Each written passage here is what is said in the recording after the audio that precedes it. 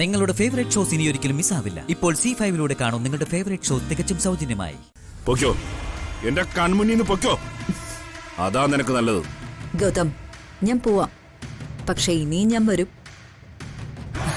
അത് ചിലപ്പോ ഇങ്ങനെ ആവില്ല. മാന്യമായി ഞാൻ എന്റെ ആവശ്യം പറഞ്ഞു. അത് ഗൗതത്തിന് സമ്മതമല്ല. അപ്പോ ഇനി ഞാൻ വന്നാൽ അന്ന് ഞാൻ എന്റെ അവകാശം നേടിയെടുത്തോണ്ടേ പോവും.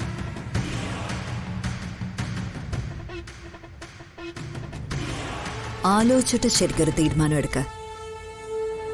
സ്വത്തുക്കൾ എന്റെ പേരിൽ തരാൻ സമ്മതമാണെങ്കിൽ എന്നെ വിളിക്കണം.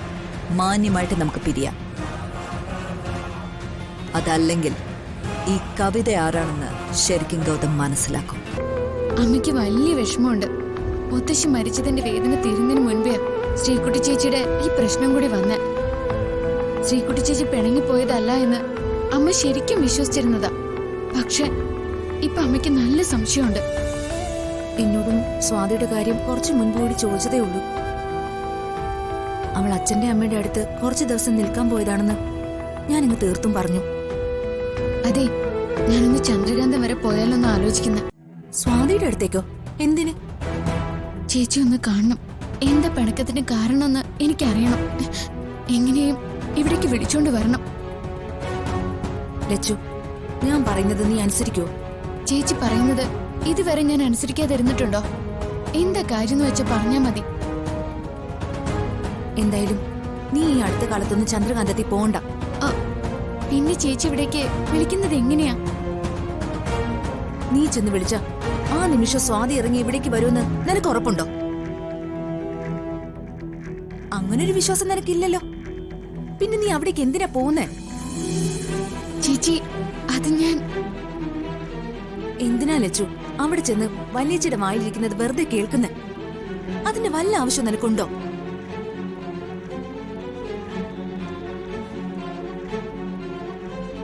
ഒന്നാമത് കവിതേച്ചി വല്യേച്ചി ഓരോന്ന് പറഞ്ഞു ദേഷ്യം പിടിപ്പിച്ച് വച്ചിട്ടുണ്ട്.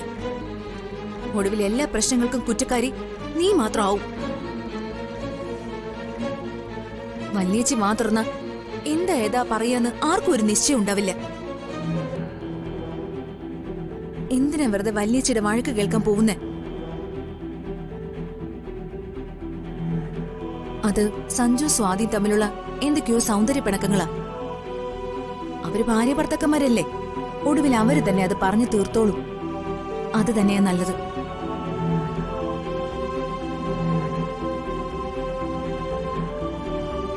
അറിഞ്ഞോ, മുത്തശ്ശിയുടെ കൊലപാതകയില്ലേ ആ ജാക്കി? അവൻ പോലീസ് വലയിലായി. അവനെ പോലീസ് പിടിച്ചോ? ശരിക്കും ജാക്കിയെ പോലീസ് പിടിച്ചതാ. പക്ഷേ ഒടുവിൽ അവൻ രക്ഷപ്പെട്ടു കളഞ്ഞു. രക്ഷപ്പെട്ടോ? എങ്ങനെ? അതിവിദഗ്ധമായി ഒരു ലേഡി അവനെ രക്ഷിച്ചുന്നാ പോലീസ് പറയുന്നേ. ലേഡിയോ? പോലീസിന്റെ കയ്യിൽ നിന്നും ഒരു ക്രിമിനലിനെ രക്ഷിക്കാനോ? അത്രയും സാമർത്ഥ്യമുള്ള ആ ലേഡി ആരാ? അതല്ലേ അത്ഭുതം. ഇതുവരെ ആളെ തിരിച്ചറിയാൻ പോലീസിന് കഴിഞ്ഞിട്ടില്ല. ജാക്കിയെ രക്ഷിച്ച് ആ ലേഡി കേരള അതിർത്തി കടത്തിയിട്ടുണ്ടെന്നാ പോലീസ് പറയുന്നേ. എന്നാലും അങ്ങനെ ഒരു ലേഡി അതാരാവും? എന്തായാലും പോലീസ് ആ ലേഡിയെ കണ്ടെത്തും. മുത്തശ്ശിയുടെ മരണത്തിൽ ഞാൻ തെറ്റുകാരിയല്ലെന്ന് തെളിയിക്കാൻ പറ്റില്ലേ ഡോക്ടർ? ലച്ചു ടെൻഷൻ ആവണ്ട. താമസിയാതെ ജാക്കി പോലീസ് വലയിലാവും. സത്യം തെളിയിക്കുകയും ചെയ്യും. ലച്ചു സംശയിക്കണ്ട. സത്യം അധികനാൾ മൂടി വെക്കാനൊന്നും ആർക്കും കഴിയില്ല. ലച്ചു ഇങ്ങനെ മനമൊരുകി ദേവിയെ പ്രാർത്ഥിക്കുന്നത് വെറുതെ ആവോ? ഇല്ല, ഒരിക്കലും ആവില്ല. ലച്ചുവിന്റെ ദേവി ആ ജാക്കിയെ ലച്ചുവിന്റെ മുന്നിൽ കൊണ്ടു നിർത്തും. അതിലൊരു സംശയമില്ല.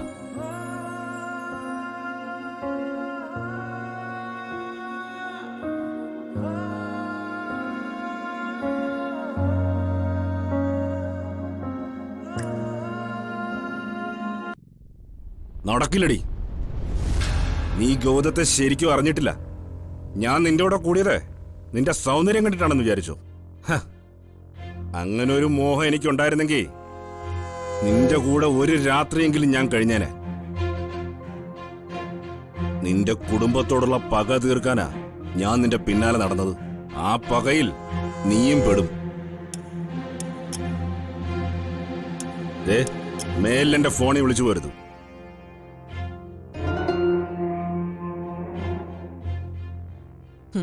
അവൾ അങ്ങനെയൊന്നും പിടിവിടില്ല.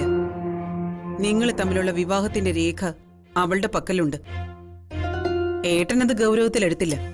പക്ഷേ അവൾ ഒരു പടി മുൻപിൽ നിന്നു. എന്റെ ഫോണിലേക്ക് അവൾ മാരേജ് സർട്ടിഫിക്കറ്റിന്റെ കോപ്പി അയച്ചു തന്നിട്ടുണ്ട്.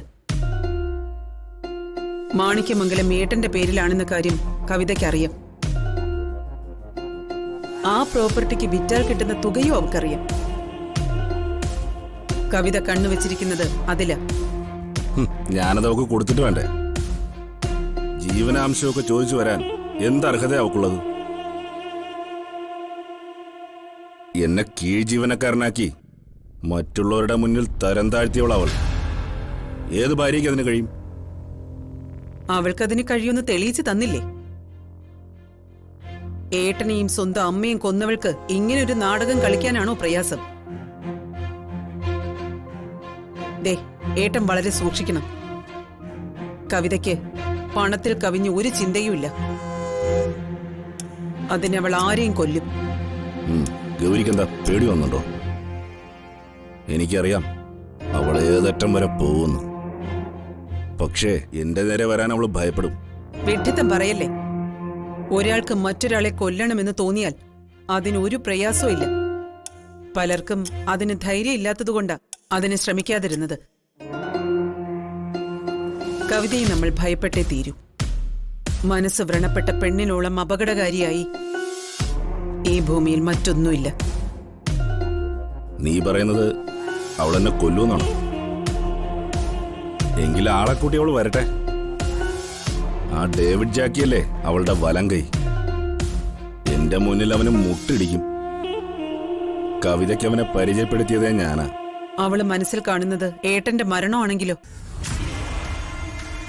ഏട്ടൻ എന്തെങ്കിലും സംഭവിച്ച മാണിക്യമംഗലത്തെ സ്വത്തിന് അവകാശിയാകാൻ പോകുന്നത് ഏട്ടന്റെ ഭാര്യ കവിതയാ. കവിതയെ പോലൊരു കൊടും ക്രിമിനലിന് എന്തുകൊണ്ട് ആ വഴിക്ക് ചിന്തിച്ചൂടാ? അവൾ ഏട്ടനെ ടാർഗറ്റ് ചെയ്ത് കഴിഞ്ഞു. അതിനു മുൻപ് എനിക്ക് അവളെ പൂട്ടണം. മംഗലശ്ശേരിയിൽ ഒരാൾ കാരണം എനിക്കൊരു ഏട്ടനെ കൂടി നഷ്ടപ്പെടാൻ പാടില്ല. അവളെ എങ്ങനെ പൂട്ടുമെന്നാ നീ പറയുന്നേ? അതിനുള്ള വഴി അവള് തന്നെ തെളിയിച്ചു തന്നില്ലേ? വസുമതിയമ്മയുടെ കൊലപാതകം അവൾ ആരെ കൊണ്ട് അത് ചെയ്യിച്ചാലും ഒന്നാം പ്രതി കവിത തന്നെയാ. ഇനി എന്റെ നീക്കം കവിതയെ ഇരുമ്പഴിക്കുള്ളിൽ അടയ്ക്കാൻ തന്നെയാ. ജയിലിലായി കഴിഞ്ഞാൽ അവൾ ഒരിക്കലും പുറത്തു വരാൻ പാടില്ല. ഡൗൺലോഡ് ചെയ്യൂ C5 ആപ്പ്. കാണൂ എല്ലാ എപ്പിസോഡുകളും സൗജന്യമായി.